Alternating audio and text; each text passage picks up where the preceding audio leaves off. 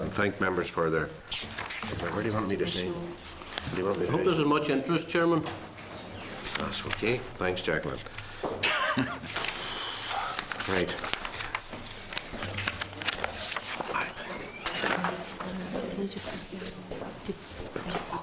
Right, Sam. Okay, now, before we move into our section with the utility regulator, can we have some discussion ourselves among how we're going to handle this? Clearly, today we have devoted a lot of time, and my apologies to yourselves, by the way. We had an issue called, we were getting some legal advice around fracking and associated matters and exploration licensing, so that took quite a while. So my apologies to you for that, Jenny, and keeping you waiting there. But unfortunately, one of those things. Now, what we have to look at, members, is just how or in what way we're going to divide this up, because with the best will in the world, and given how important this issue is too, I doubt if we'll be able to get through it in the assigned time that we had. Jenny, are you still under pressure of time? Chairman, I cancelled my my other engagement when I realised that the committee was running late. All right. So we can cover whatever the committee would want to cover, and the only suggestion I would make is I know how important the grid connection issues are, and that's part of the review. And if that's something that the committee would want to, have plenty of time and not be constrained on, you might want us to come back to talk specifically and give our evidence on the grid issues, so that we weren't constrained by your time. We're going to have a briefing with yourself, I think, on the outcomes of stage 2 anyway. If you'd be content that we roll that into one. On stage 2 of the review of your prices review? Yes. Yes. So I think you're back up to see us again, aren't you? It's not scheduled yet. Oh, it's not scheduled yet, but All right. Okay. breaking news. Okay. Yes. Okay. Well, if that would suit the committee better, rather than feel under pressure. Probably would, because there are a lot of very, very worthwhile and a lot of very valuable issues that we wanted to get our teeth into. Yes. So that'd be great if we could do it that way. Okay. Sorry, Patsy, what have we agreed there? No, I'm not sure. I went over my head. We're coming back. Jenny's coming back to speak to us about part 2 of the review. The regulator's response? Yes, okay. yes. And what we're going to do then is take the second bit of what we were going to deal with today, which is our grid review. connections. So on that occasion, Part 3 of our We're review. not dealing with the inquiry today? no, we're dealing with we're dealing with the SEM and EU market regulation, gas to the west, and NI payment security policy. So we're dealing with that then? Okay. No, we're dealing with the grid connections at the later date. We're dealing with those items today. Right. But have we a pile of more evidence scheduled on phase 3 of the inquiry before we want to hear from the regulator again? Because I would be keen to hear from the regulator at an early stage within the inquiry to better educate us as to some of the issues there. So that's what I'd like to see. Well, yes, Jim's saying we'll get that sorted. Okay. Now, but before we come to that, and before we get to yourself, Jenny, we have a few procedural things to go through. Just apologies. Have we any apologies for today? No apologies received. Sorry. Draft minutes. The draft minutes of the meeting held on the 1st of May 2014 are at page 5. If members are content with the detail of the minute, content, accuracy, agreed? Agreed. Chairperson business, no items for that, so we move very quickly then to the oral briefing from the Utility Regulator on Competition Commission final price determination, SEM, EU market integration, gas to the west, and NI payment security policy.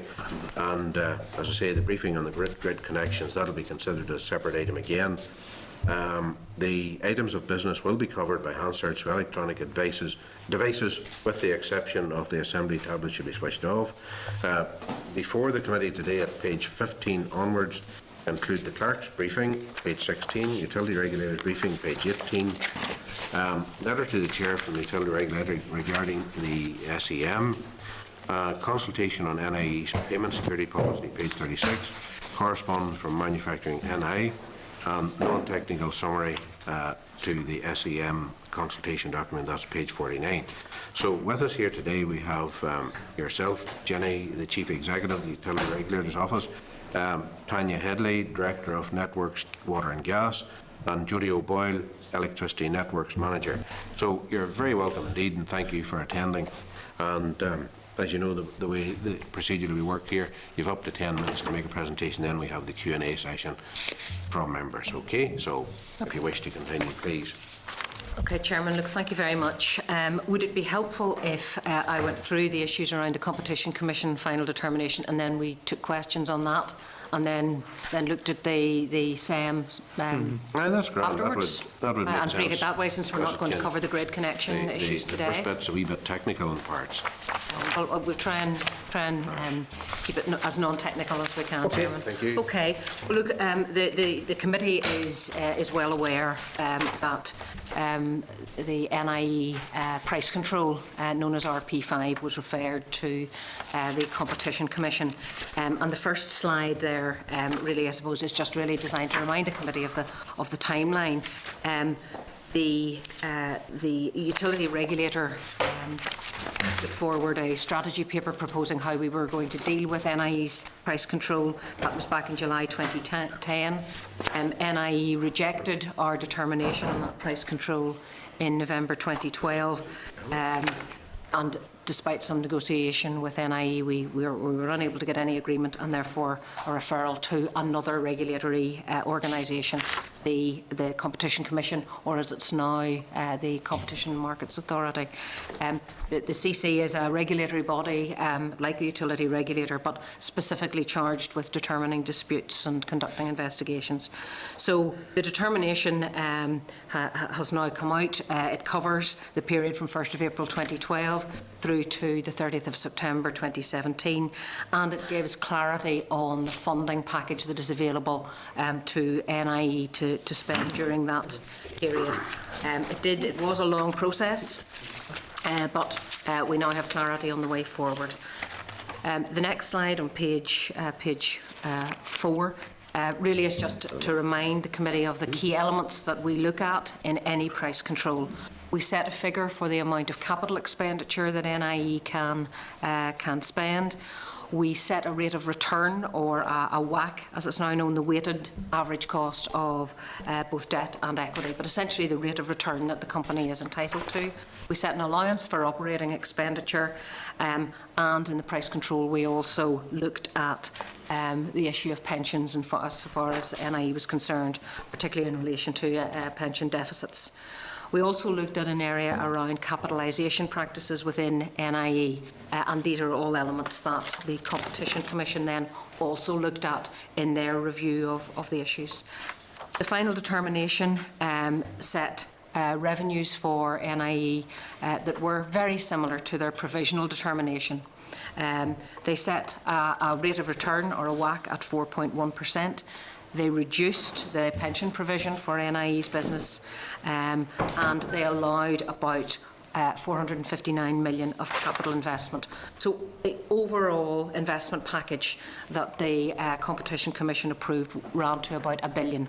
In their provisional determination, it was 1.009 million. In their final determination, 1.011 million. So there wasn't a great deal of change between those two. So a package, an investment package of about £1 billion, pounds. The next slide then, just further elements of what the determination focused on. They did increase the amount of OPEX, or operating allowance, from their provisional determination. Very significantly for us as a regulator, they have recommended that a system of reporting known as RIGS, Regulatory Instructions and Guidance, a very comprehensive basis of reporting to regulators, something that Ofgem have used for some years, something that is going to be a useful tool to allow us to benchmark NIE with other regulated companies. That's now been mandated by the Competition Commission. They proposed a risk-sharing mechanism, which is again designed to incentivise the network operator to invest. They did look at the issue of capitalisation, which we were concerned about. We were concerned about the issue of double charging by NIE, but the Competition Commission felt there was no need to make any adjustment in the allowance. But they did insert a clause relating to a role that we have if we see actions or activities by NIE that we feel are demonstrably inefficient or wasteful, then we have the right to look and to challenge those.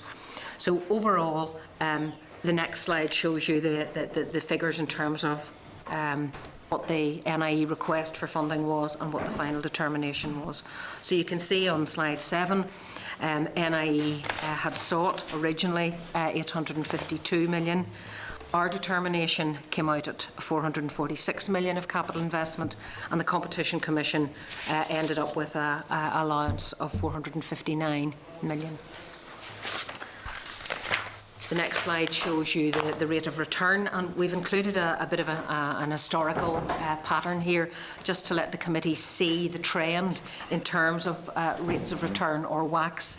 And you can see the trend right from 2005, the sorts of rates of return that Ofgem, the Office of the Rail Regulator and Ofwat, you can see where they were setting the rates of return. You can see when you look at 2012, you can see where the utility regulator proposed to set the rate of return. You can also see where NIE's request was as an outlier, and you can then see where the Competition Commission ended up with 4.1%, both in its provisional determination, that's PD, and its final determination. So I think you can see the trend there in terms of where regulators have been going over the last few years.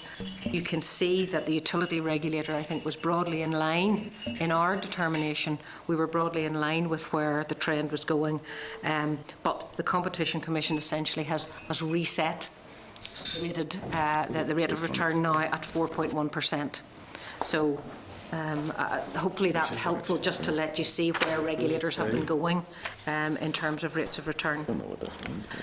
The next slide then, number 9, just shows you again the allowances that have been provided for in terms of operating costs, and again you can see the variation between what NIE were seeking and what the Competition Commission has allowed. Their determination was 283 million. And then the final element of that on page 10 just shows you the trend in relation to pensions. And I've included this one because the Competition Commission did change its position from its provisional determination. At the provisional determination stage, they were going to allow 65 million in relation to pensions, but they changed that, they reduced that down for the final determination. And on an ongoing basis, they haven't allowed for any stranded allowance, and they've moved part of the pension costs to the OPEX element. So there have been some slight changes between the Competition Commission's original position and then its final position. So page 11, I suppose, shows you the overall impact. NIE had originally requested 1.288 billion. Competition Commission's final determination, as I said, just over 1 billion. And the Competition Commission have they said publicly that the impact of their final determination will be to reduce domestic customers' annual bill by about £10 by the end of the price control in September 2017. I think from our perspective what we're saying is that means there'll be no real change. There will be additional investment, significant additional investment by NIE in the network, but there will be no real impact on the network's part of consumers' bills. And just the final slide then is just a summary of the revenue requests that were made by NIE and the final determination. So I think, Chairman, from the utility regulator's perspective, I think we feel this is a positive result for consumers. The Competition Commission has ruled broadly in line with where we determined, but it has now given us a new rate of return to set as a benchmark.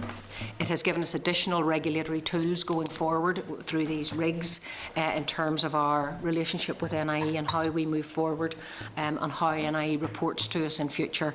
And I think we have some certainty and stability about that aspect of customers' bills on the network piece through to September 2017.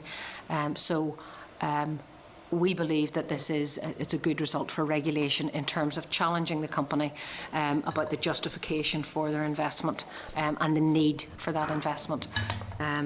So I suppose that's really the key elements of the determination, and I know the committee is familiar with the process that we've been through. Okay. So happy to take any if there's any questions on this. Thanks very much for that. Just looking at the figures there, it's pretty much a vindication of what the utility regulator's initial determination was in the first case.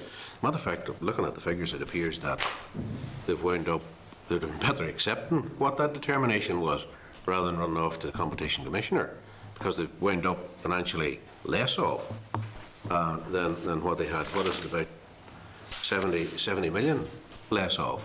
Or worse off, if you want to look at it that way. So, just one question on that. The cost of that, Yes.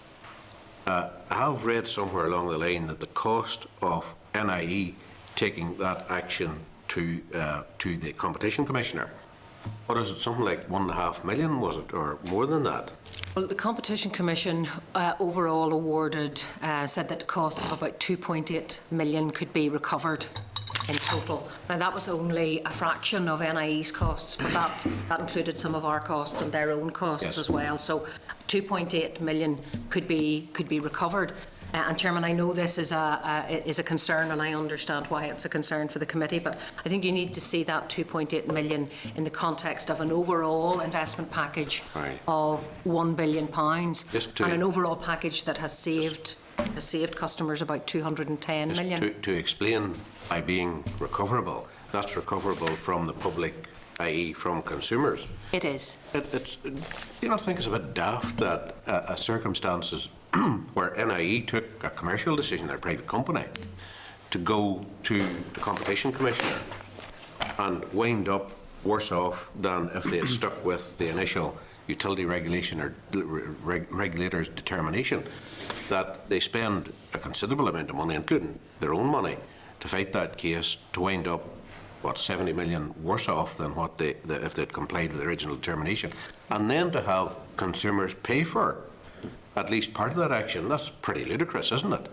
Well, just to be clear, it was the utility regulator that referred the case to the Competition Commission because we couldn't reach agreement, because yes, NIE refused to accept our determination. Yes. And yes, Chairman, we absolutely would prefer that regulated companies would accept what the Northern Ireland regulator would determine. But obviously the mechanism is there if there's if we feel to agree that there is a mechanism to refer to the Competition and Markets Authority. The fact is, NIE requested significantly more in terms of their costs, and the Competition Commission refused to allow around 50% of those costs. So I think if you look at it overall, 2.8 million for the entire cost of referral, and that's everyone's costs. Only an element of that is for NIE. If you look at it over the entire period of the price control, and over a customer base of about 900,000, it's actually a negligible impact on anyone's bills. No one would see it reflected in their bills. But I understand the principle. It's the principle of the thing. At the time, whenever people are talking about legal aid and the implication of that for the children's courts and all that sort of stuff, and the pressure's been on, this is a private company, a private entity. So why should it have its legal costs at all, even paid from consumers at all? I know. It sounds perverse to me. Well, with respect, that was a decision made by the CMA themselves, right. And you know, I think obviously we would much prefer if companies worked with us, with the utility regulator, to try and form an agreement. But and you're pretty much vindicated on this one. Pity they hadn't stood by it in the first instance. Now, just talking about that, to move on, you referred to it there yourself, extra regulatory powers. Can you maybe just for the purposes of the Hansard and indeed for ourselves, inform us as to what those extra regulatory powers would be and sort of what areas they would cover, please? Okay. Well, I think specifically I'm thinking in relation to the new reporting requirements on NIE. I mean, obviously any regulator can only make a determination based on the information that is provided by the regulated utility. And one of the difficulties that we always face in any price control with any company is getting good, robust evidence and good, hard information from the companies. What the Competition Commission has now mandated is the use of a particular form of reporting, which is now commonly used elsewhere in GB. It's a template-based system, so NIE will be required to report in the same way that regulated companies in GB are required to report. Okay. That will allow us, as a regulatory organisation, to make direct comparisons between NIE as a network company and other similar companies. And that's always very helpful whenever you're trying to determine what is the right allowance for a company like this. We have struggled to be able to make those comparisons in the past. The fact that these new reporting arrangements known as the RIGs have been mandated, that'll be a very challenging piece of work for NIE to progress. I think it'll be challenging for my team as well because we haven't had this in the past. But this is now going to give us a more standard form of reporting from NIE that will allow us to make direct comparisons with other similar regulated companies, and that helps transparency, it helps benchmarking and comparability, and I think is going to be quite a powerful regulatory tool for us to go back and challenge companies with. So that's what I meant in terms of an additional. That's grand, thank you for that. Mr. Renew, Stephen. Thank you, Chair, and thank you for your patience and your presentation so far. It's been suggested that there's been too much focus in both your initial proposals and the Competition Commission's final determination. There's been too much focus on short-term cost to consumer and not looking at long-term sustainability, security of supply, and of course cost. What would your response be to that? Well, I mean, you're quite right. The utility regulator has a responsibility not just to today's customers, but also to those in the future. But I think in all that we do, we've got to try and strike a balance between what's the appropriate level of investment to get the balance between today and tomorrow. And I think it would be manifestly unfair to ask today's customers to bear all the cost of all possible future network investment that might be required. So that's the role that we play in terms of trying to make sure that any investment proposals are justified or economically justified in terms of recovering the cost from today's consumers. I mean, there's no doubt that we need significantly more grid investment going forward to cope with the rising amount of renewable generation. The question is how much investment and how soon, and how should that be phased, and what's the right amount. And that's the regulatory judgment that has to be made. It's how we approach the price control, and it's also what the Competition Commission has done. They've come down with a figure that's not a million miles from where we were, in terms of what this next phase of investment should be within this price control.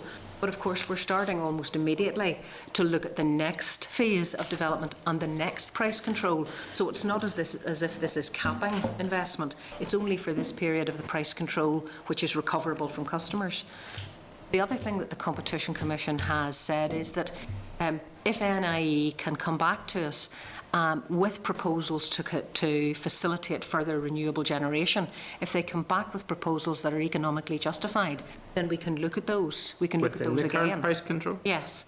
And the fact is, and if we had got into the grid connection presentation, Chairman, this would have come out, I think, in one of the later slides. The utility regulator has not turned down any request from NIE that has been economically justified to facilitate renewables. We have a track record of facilitating that investment, and we haven't turned it down. So I suppose it's better to think of this as part of our rolling programme.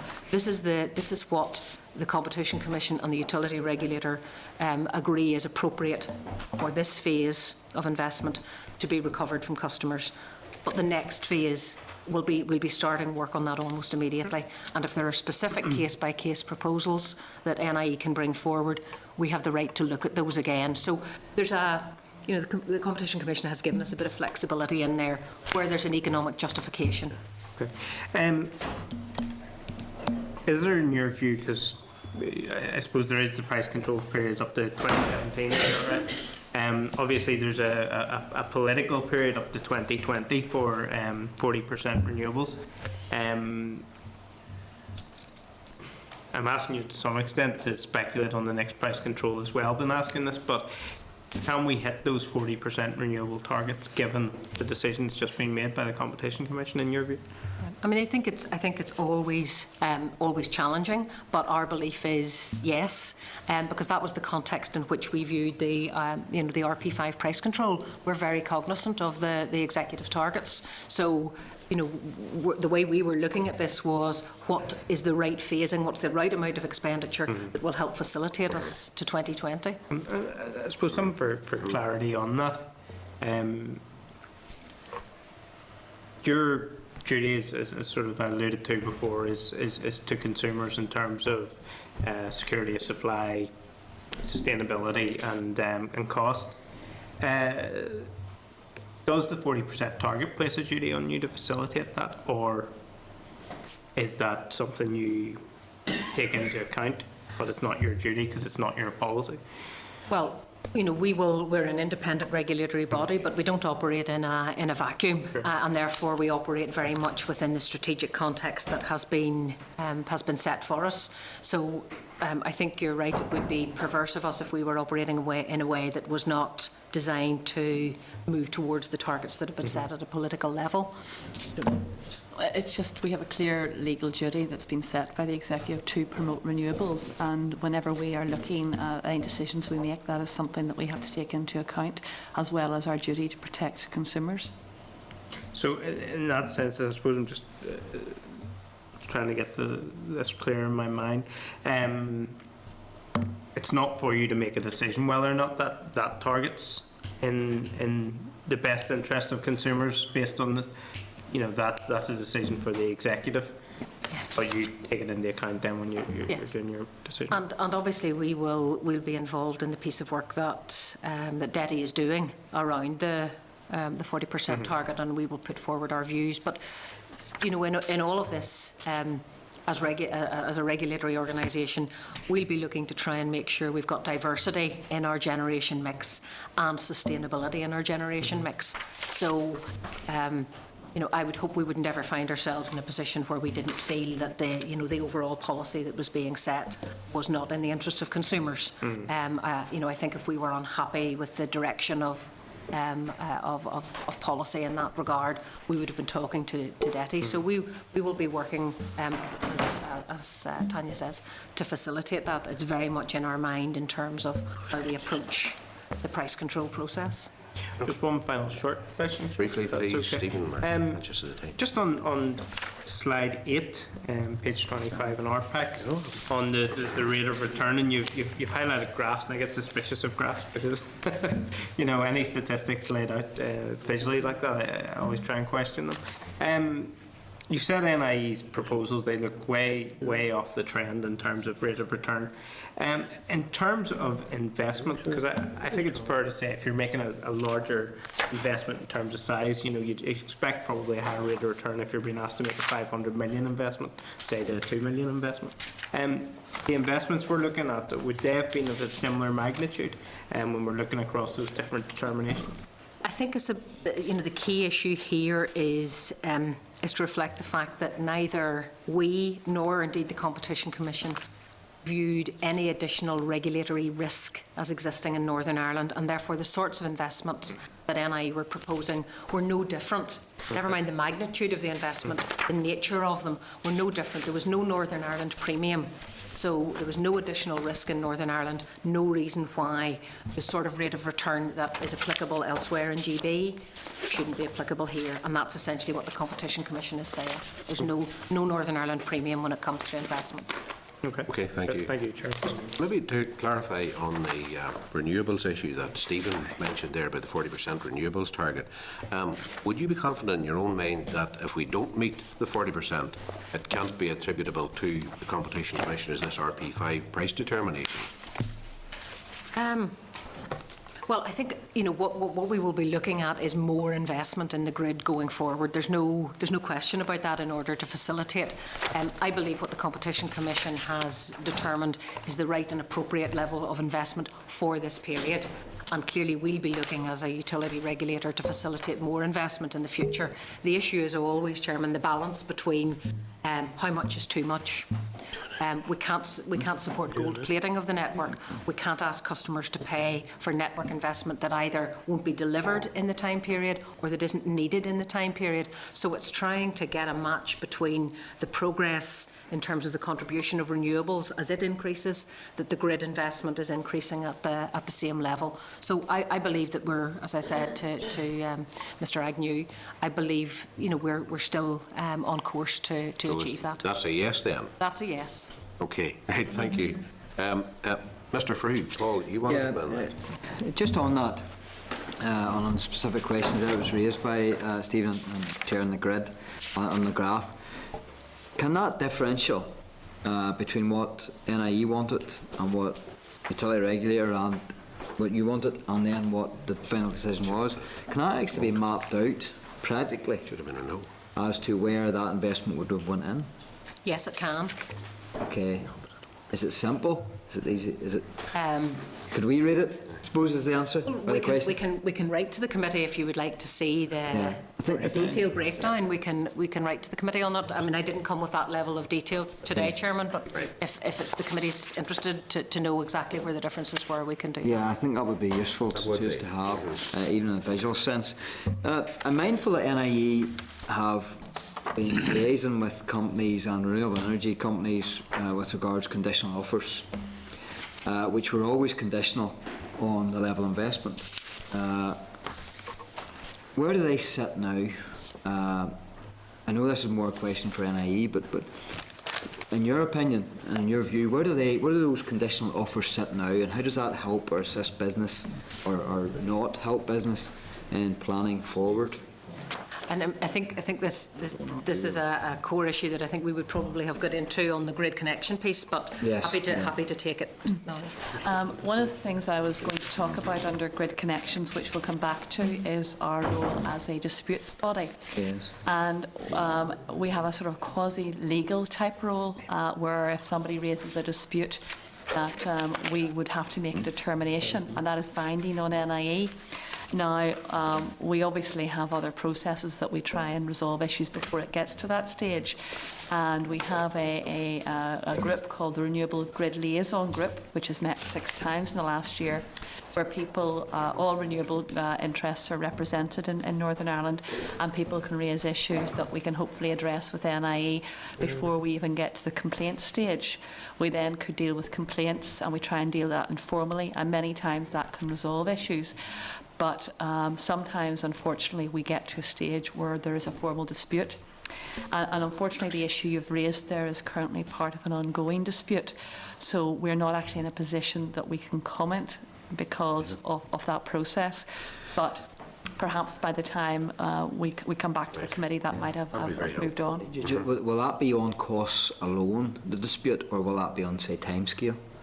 We can't really talk about the dispute because of the nature of that. But I would but hope even in a general sense, would you we be have able... a number of disputes, so I really feel uncomfortable. We'll come back to the grid stuff again, maybe. But with anything further? No, I'm fine in that section. Right, that's great. Mr Flanagan, Phil. Thanks, Patsy, and thanks for the presentation. Are we only dealing with the Competition Commission determination today, or at this stage, or what's the story?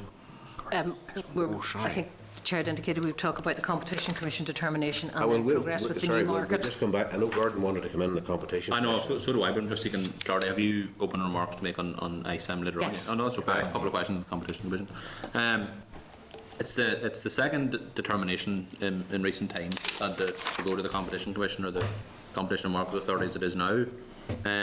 First, the Phoenix one and the NIE one, and there was serious efforts made by both organisations to overstate the impact that this would have on the confidence of investors to invest in their firms. Have these disputes, in your assessment, had a negative impact on the willingness of investors to invest in either of those two companies? Well, I think in relation to the first referral, I think we have seen a very successful sale of Phoenix since that referral to the Competition Commission. So it certainly didn't put off the investor who made a very significant investment, Hastings, to purchase Phoenix. I think two points I would make about the referrals. Number one, the Competition Commission didn't identify that there was any additional risk for investment, no risk premium in Northern Ireland. And we've also seen an assessment by one of the ratings agencies, Moody's, on the determination that we made for Phoenix's subsequent price control, GD14, which wasn't the subject of a referral. And their assessment at that point was that the utility regulator had made a very firm, a very robust determination, but it was fair and it had not impacted on the rating of the company. And I think all of that, I mean, that was Moody's independent assessment, that, again, there was no additional regulatory risk in Northern Ireland. So I think, you know, it has been a challenging time in terms of having two referrals. These referrals are much more common in GB, but I hope that there would be some demonstration, particularly from the referral on RP5 on NIE, that the utility regulator has been approaching and conducting robust and thorough regulatory price controls, and that will give some stability and certainty going forward. Okay, and in terms of the level of return that particularly NIE get now, are you satisfied that that's more than enough to attract investment? Well, I mean, I think again, and part of the reason why I included the slide at number 8, you can see the trend that, you know, consistently across water, across rail, and across electricity and gas, you know, the determinations, the rates of return have consistently been following that particular trend. So I think we're very much in line with the trend that we're seeing in GB. And at the end of the day, it is the Competition and Markets Authority who have a much wider remit than we do. They are looking at much wider financial issues, including investability. So that's the determination they have made, and I think that's the trend. It's not out of keeping with where the trend is going in terms of regulation. Okay, and in terms of trying to stop companies taking these or refusing to accept your determinations from the regulator's office, are there any safeguards in place to make sure that they're not refusing what are sound determinations based on the fact that there's no risk to them really of refusing it and going to the CMA if the costs are then incurred on customers? Well, I think the determination, as the Chairman has pointed out, you know, has shown that, you know, there are considerable risks in terms of what a Competition Commission might determine. I think for us, I mean, I'll be honest, I mean, I'm in post 6 months. I think one of the things I'm keen to do is to learn lessons from both the referrals to the Competition Commission. Every price control is different, and I want to make sure that we do learn the lessons, particularly in terms of the level of stakeholder engagement.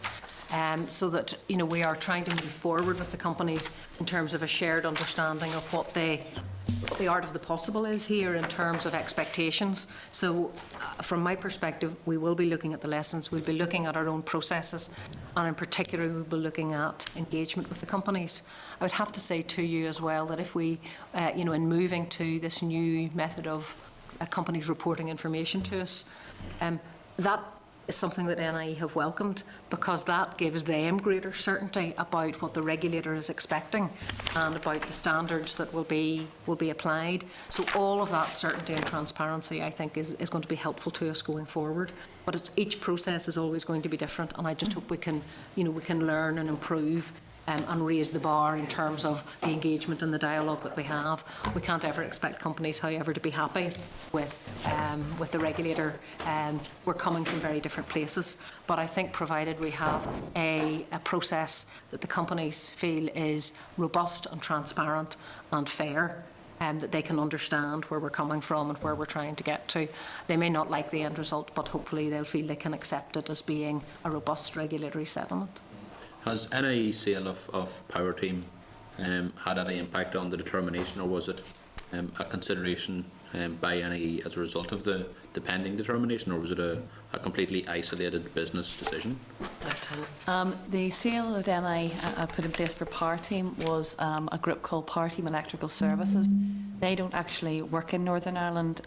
There's a separate group called Power Team as well, who were the group of staff that actually do the work on our network, and they have not been sold, and they are still within Northern Ireland and working in Northern Ireland. So I think there's been some confusion in the press because the names were so similar, but that sale has absolutely no impact on the company that was part of the regulatory piece and the regulatory determination that the Competition and Markets Authority have made. Straight up, I'm confused. What did you just say? What have they sold? There's two companies. One's called Power Team Electrical Services and one's called Power Team. Okay. Power Team Electrical Services was sold and they did not work in Northern Ireland. They worked for the group outside Northern Ireland, so it had no impact. So the company doing all of the grid work here and all the grid connections is still owned by NIE? Yes. Thanks, that's it. Okay, thank you. Mr. Dunn, Gordon. Thanks, Chairman. Thanks very much, folks. Apologies for the delay. In relation to NIE payment security policy, I see that yourselves had got... Gordon, sorry, wait, did you want to come in the Competition Commission stuff here? No. No. All right. Oh, sorry, I had you down twice here. Right, no, I'm in the next Well, one. maybe hang fire to later on then for you. Right, are we going to be much later, Chairman? No, it's not. It isn't indeed. Right. If that's all right with We'll you, come please. back to you. Sorry about that. We're just working our way down the list here. I had you down for the Competition Commissioner thing as well. So can we move then, just, you're up next then, Phil, the ISEM stuff. I think they need to do Or did you want to do an overview on that for us? Just a few slides on it, Chair, if you're... Very briefly, please. Yes, okay, that's fine. No, I hadn't covered that in my initial presentation. Okay. Right. This is just to All right.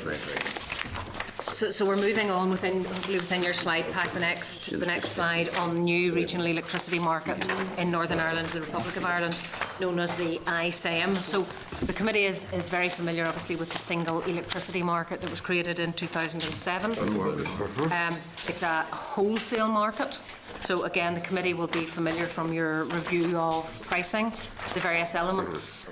There's the wholesale piece, the network piece, and the retail elements for customers' bills. So the SEM is dealing with the wholesale piece. This is where we have a shared market on the island. And Europe, moving to the second slide, Europe has mandated that we need to change the form of the market. So Europe was very supportive of the single electricity market in 2007. They welcomed it.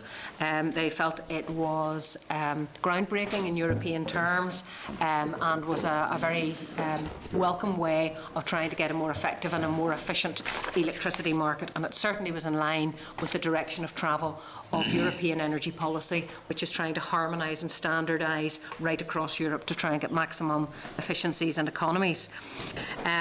Notwithstanding that welcome, however, they have now mandated that a new market is developed, and it's a very different market model that they have mandated. It is aimed at harmonising cross-border trading arrangements in electricity right across Europe, and it is not simply a requirement to make some tweaking to the existing SEM. Okay, it represents significant change.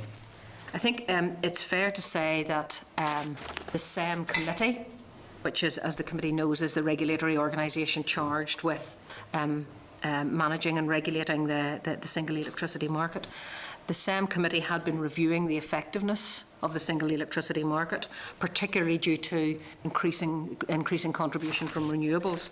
And we had been looking as a committee at opportunities to review and improve the single electricity market. However, this mandate from Europe in terms of a new model now means that we have got to try and revise the design of the market, but our objectives in terms of trying to get the greatest benefits for consumers, both north and south, which was the original intent of the SEM, that objective is still there. We're seeking to maximise benefits for customers, maximise security of supply, again, for customers both now and in the future.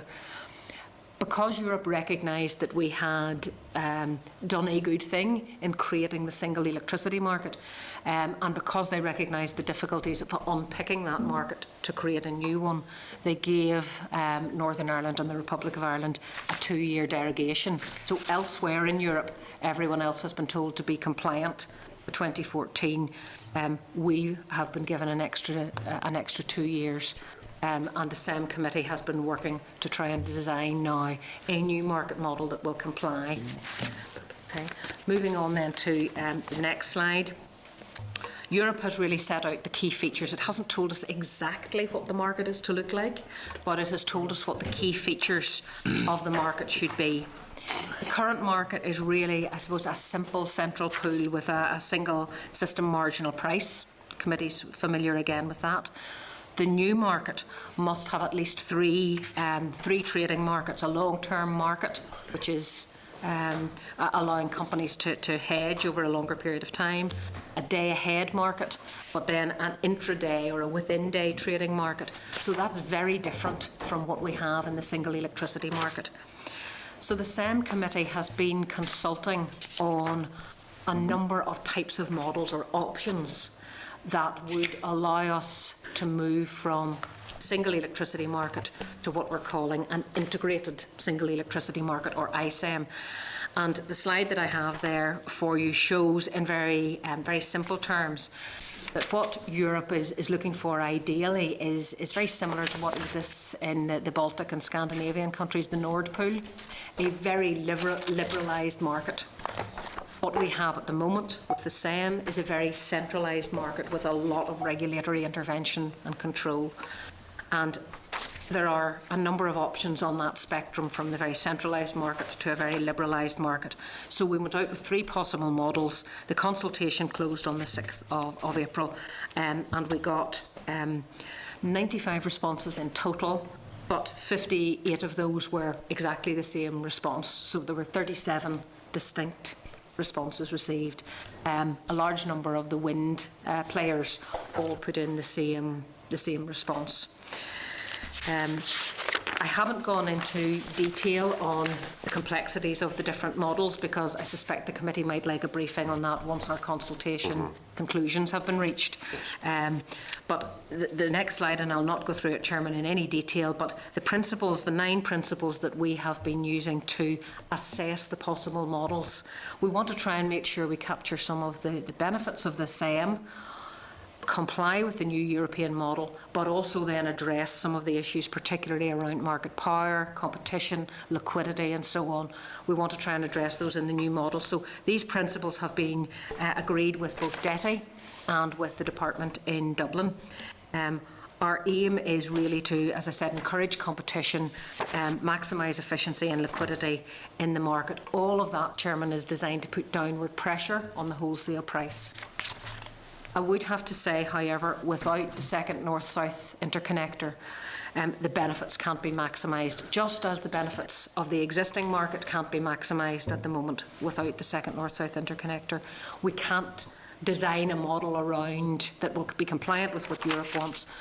We can't design that to get those benefits unless we have further infrastructure, because Europe's starting point in a lot of this, and a lot of their thinking around electricity markets, is to maximise interconnection. That's what they want to see. They want to see maximum trading and maximum flows.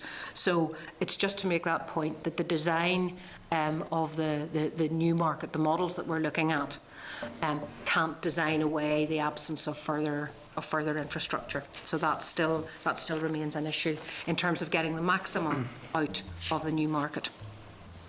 We got 10 of our 37 distinct responses, we got 10 from Northern Ireland, and of those the majority supported option 3.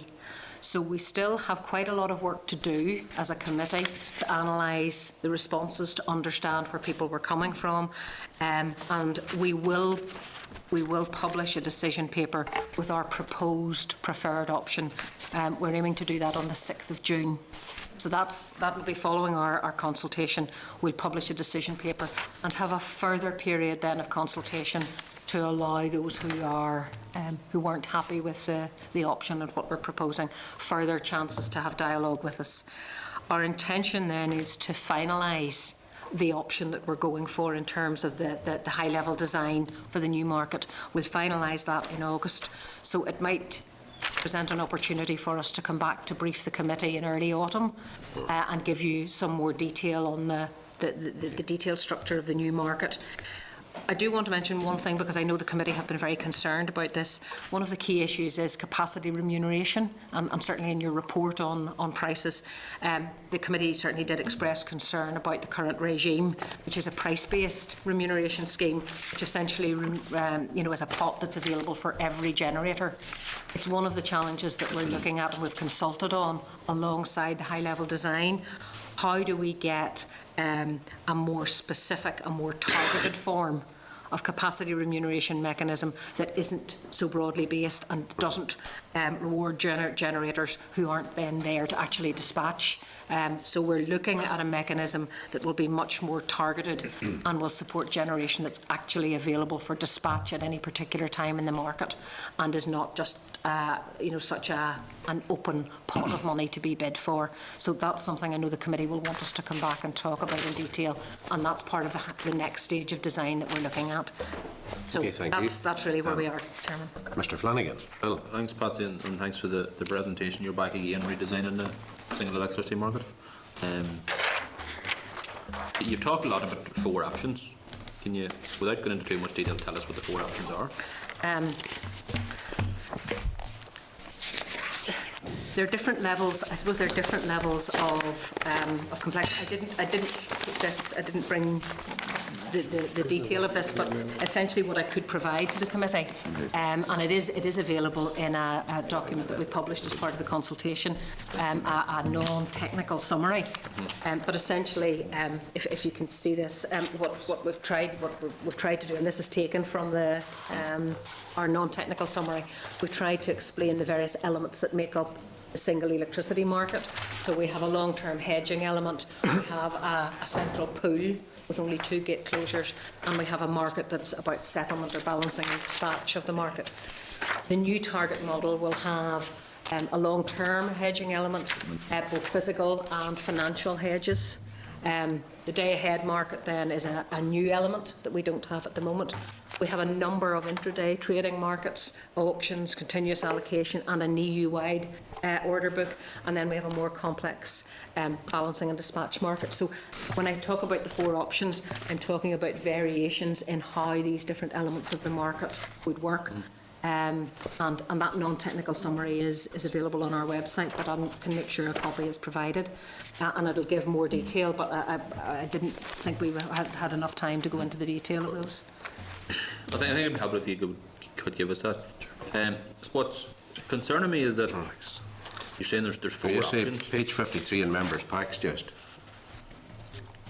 Okay, some detail around this. If you say you're looking at 4 options, Yes. You're now going to pick one and then assess the impact on customers.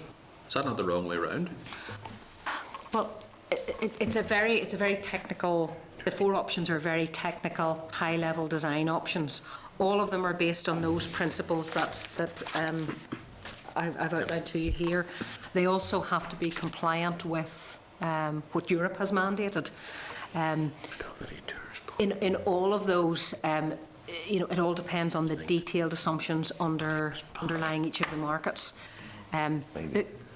There does seem to be consensus we've had a very extensive stakeholder engagement with all the market participants, and there does seem to be some consensus around what market participants think would work for them, and that that regulators also believe will offer us maximum opportunities to get the benefits for consumers. But if the devil is in the detail of the design that we will only now get into in the next stage. So we've only been consulting on a high-level design.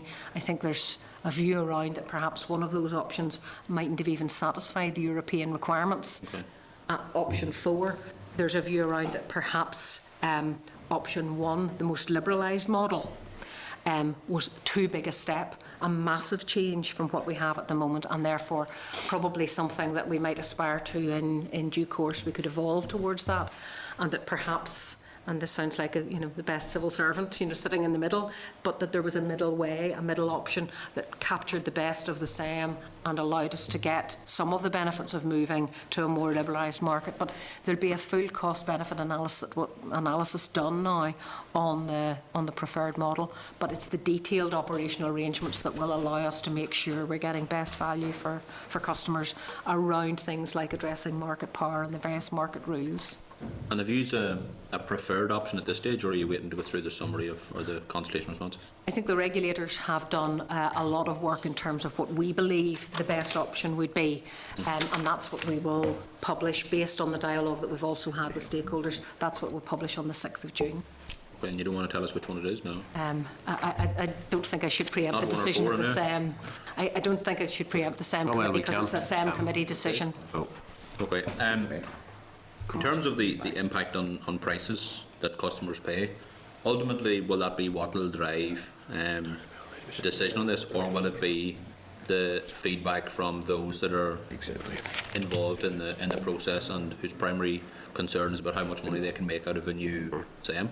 It'll be, the assessment will be on the nine principles that are there on slide 16. So we will be looking to make sure that there's a stable market, that we've guaranteed security of supply, that it is efficient and effective at least cost, that we're minimising the cost of implementation and so on and so forth. But I think it is important to link the design of the market with the capacity remuneration mechanism, because as the committee is well aware, that I think accounted for about 16% of the costs in the SEM, if I remember that right. Last year was due to the capacity remuneration mechanism. We're looking to try and drive down costs, and if we have a more focused capacity remuneration mechanism rather than a wide pot, which is what we have at the moment, there's an immediate area where we believe we can get efficiencies. Yeah. One of the issues we've flagged up. Phil, please just. One of the issues we flagged up in previous phases of the inquiry is the lack of political oversight within the single electricity market. How involved have the two energy ministers in Ireland been in this process to date? Well, as I said, the principles against which we as regulators are required to assess the new market design, those principles have been agreed with both DETI and DCNR. Both departments will have a role to play in terms of facilitating the legislation. The SEM committee is the regulatory body charged with addressing the new market, but you're aware there is a joint steering group between the two departments, North and South. That's where they come together with the two regulators to make sure that there is transparency and clarity in terms of what needs to be done and certainty about how things move forward. I'm not in a position to speak about the level of dialogue between ministers, I'm afraid. And in terms of the policy preference of the regulator in the north and the Commission for Energy Regulation in the south, is there much of a difference there in what way you want to go, or are you both singing off the same hymn sheet? I think the SEM committee comprises representatives from the utility regulator, from the Commission for Energy Regulation in the south, and two independent members, one who has experience of the Nord Pool and one with very considerable experience in terms of the GB market.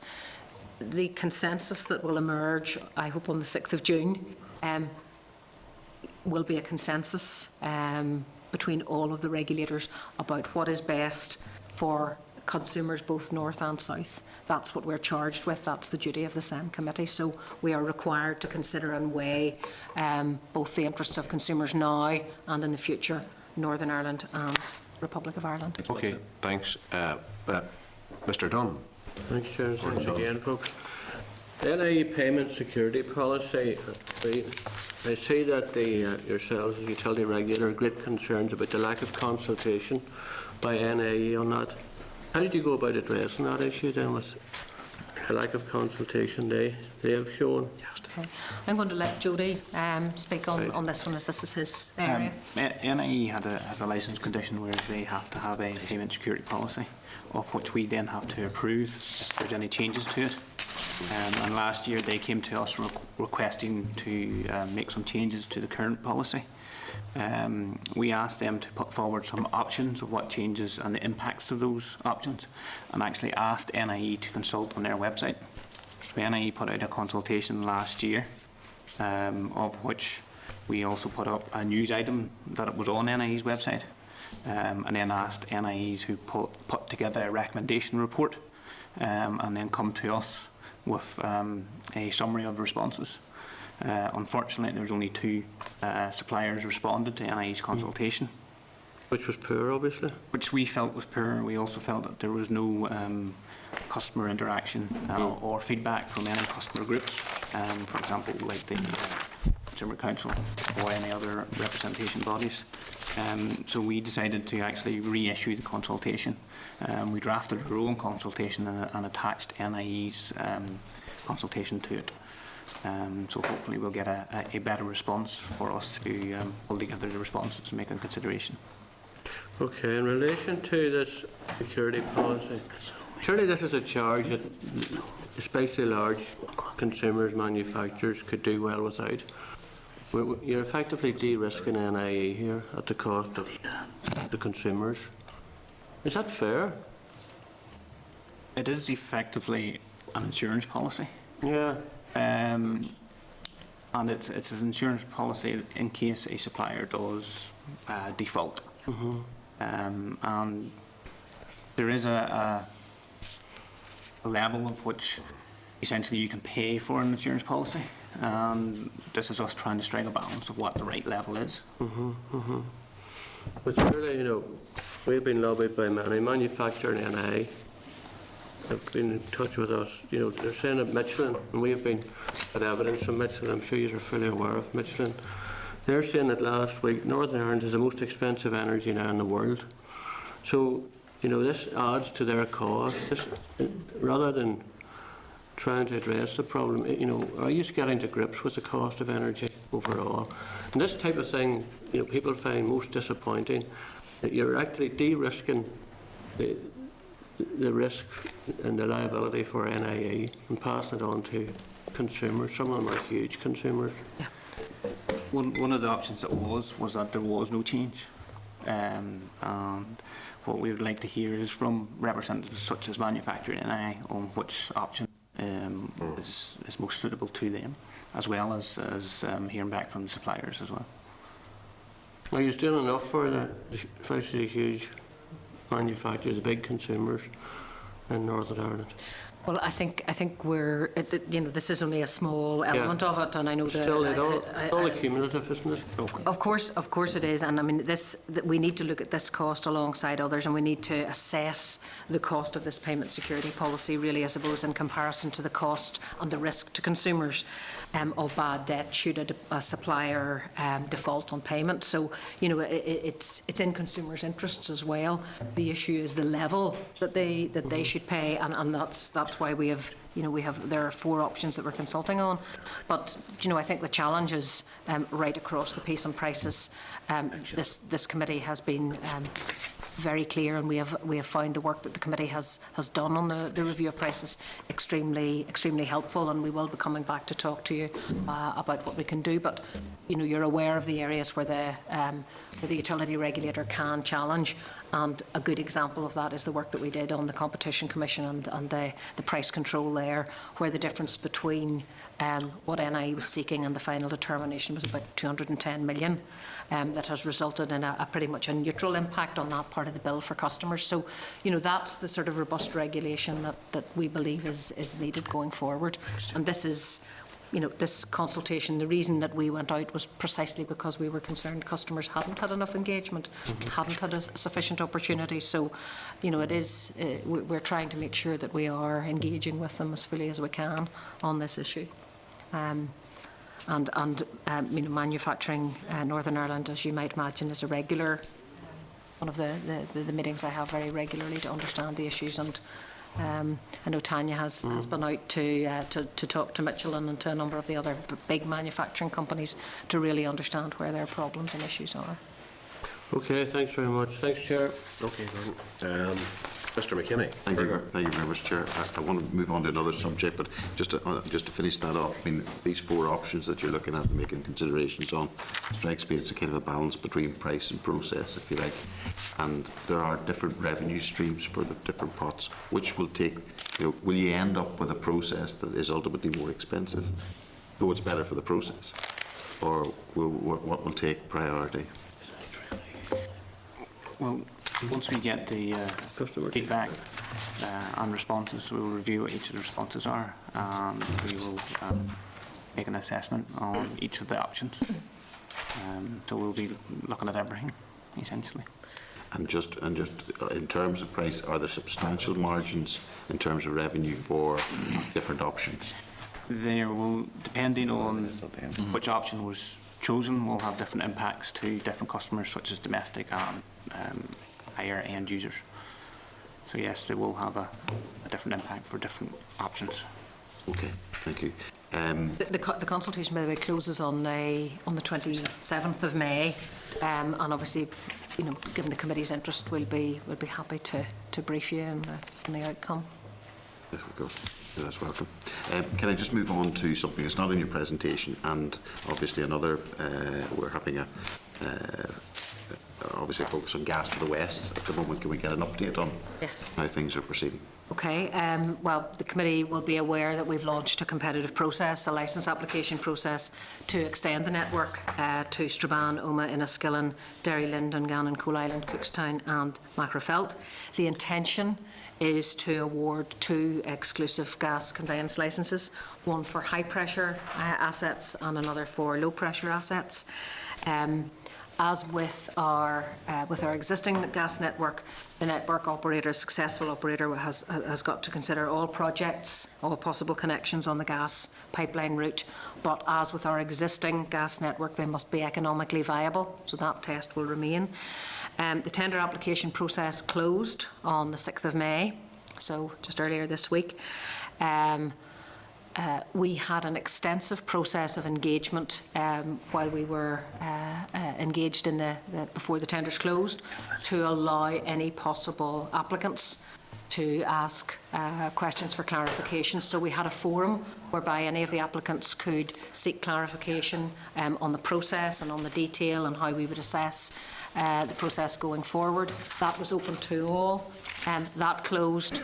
We have applications. We have received applications, I'm glad to say, and we are now working through a process to assess those. We will then go to a consultation on a preferred applicant and probably also a reserve applicant. We would hope to do that early in July. An evaluation committee has been set up within the utility regulator to work through all of the applications for both the high pressure and the low pressure. So we're on target. The process, there's nothing that we've seen in the process so far that suggests we won't be able to get to a preferred applicant by early July, and the intention is to have full licences granted by October. So that process is up, running, and we're into the evaluation stage.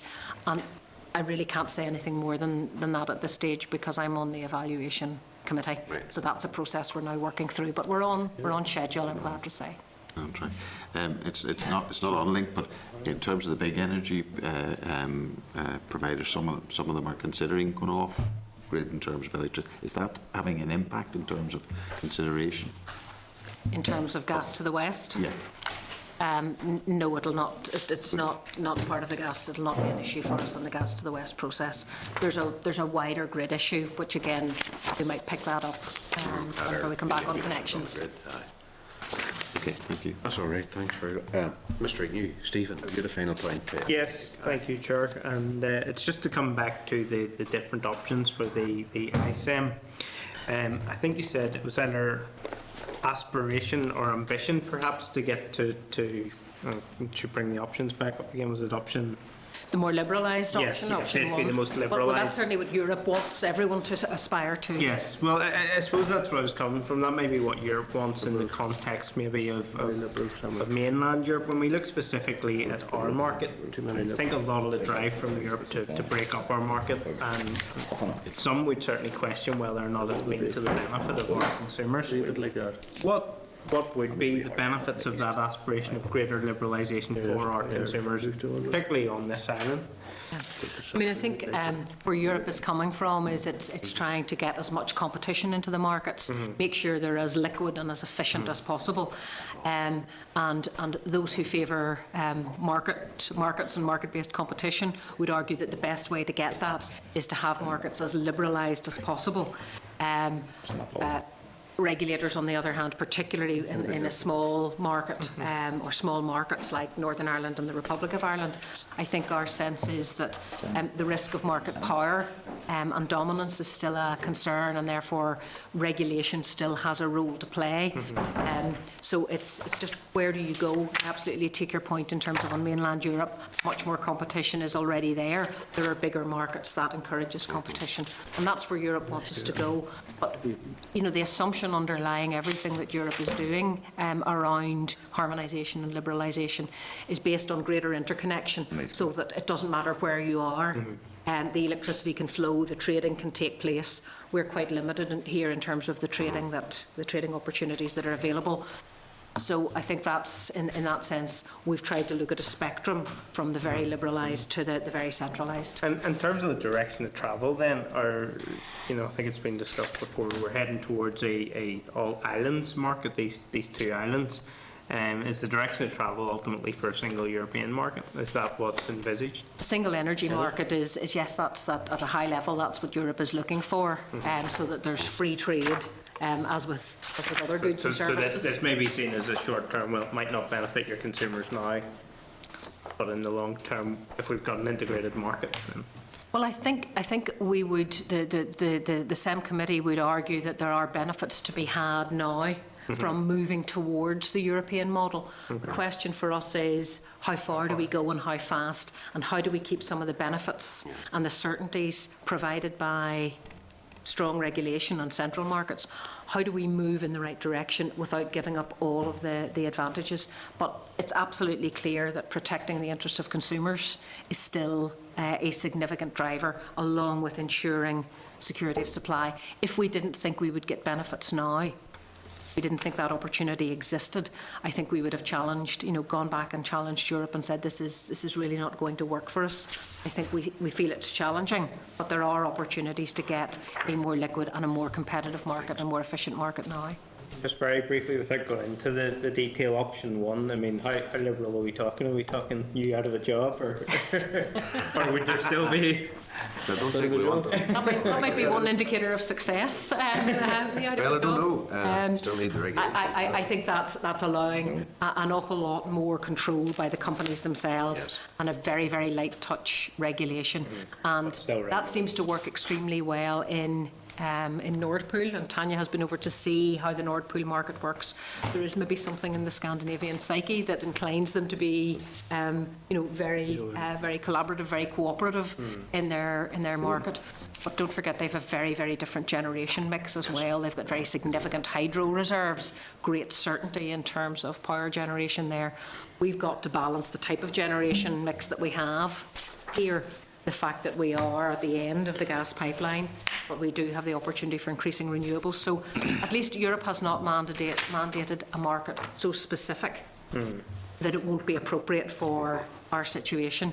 That's why we've looked at a number of different models, and what we're trying to do is get the one that is most suitable and is most tailored to what we have here. Right. Okay. Thanks very much indeed for that today, Jenny. Pat, can I ask a very brief question? Yeah, Just I think most of us have been briefed here about energy storage proposals. Yes. Can you give us a quick update on where the assessment of that is? Well, that's not with the utility regulator, that's with the system operator at the moment, with Sony, in terms of the proposals that have come forward from AES. But obviously, a utility regulator is interested to see all options, and if there are economically viable options for storage, that has to be factored into our mix. So Do you have no update for us? Sorry, no, well, I don't have fine, it's that's with, okay. it's not with a that's fine. decision point for us, I'm afraid. Right. Okay, again, thanks very much for your time, and look forward to seeing you again on the grid stuff, which will prove very interesting, I'm sure, so thank you. I think, Chairman, thank you for that, and thank you for the opportunity. What I would say on the grid issues, because we don't want to hold up your work in any way, so if it's of help to your researcher, to Clark, we're very happy to meet and give briefings to the researcher. If there's any information that we have that would help with that work, as we did with prices, we're more than happy to facilitate that. These are very important issues, and we welcome the committee's turning its attention to it. Okay, thanks very much indeed. Thank you. Thank you. Right, Phil, do you want to take over? I'm going to vacate the chair very briefly here.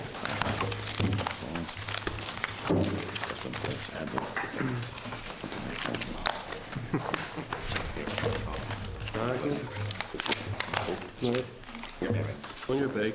Members, we're not dealing with agenda item 6. Agenda item 7 is matters arising. Papers for this item are page 69. The NI subordinate legislation on EC control 181/2011. The rights of, I think we need WD-40. That's over.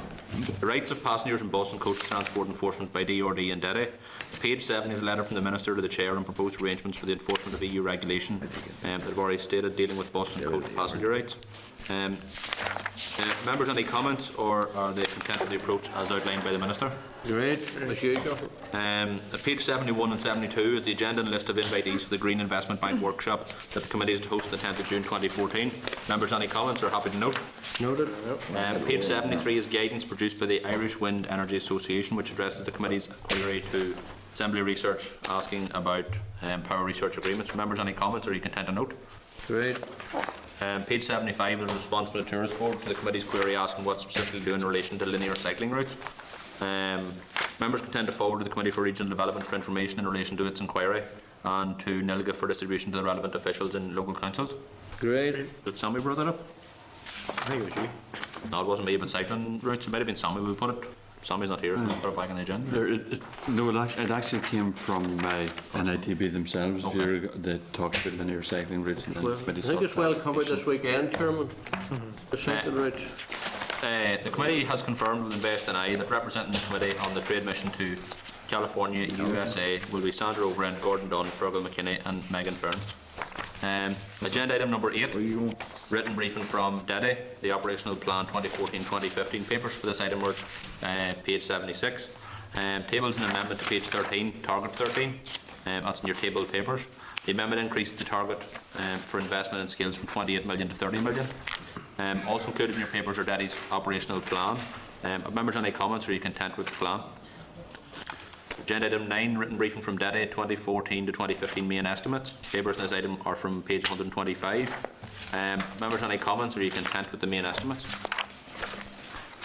Agenda item 10, consultation on proposals to introduce charges for the assessment of onshore borehole notifications. And papers for this item are page 128.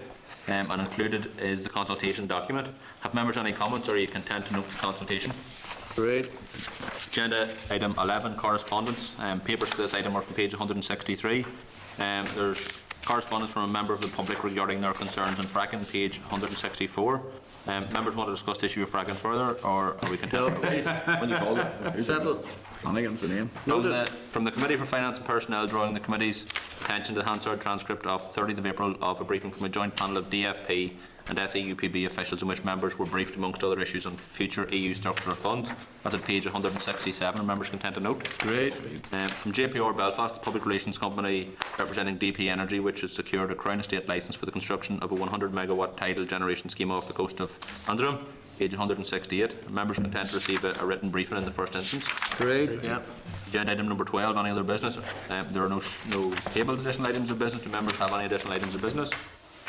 Agenda item 13, the date, time and place of the next meeting. The next meeting will be on the 15th of May in room 30, Parliament Buildings at 10 a.m. Good stuff. You should have been the chair long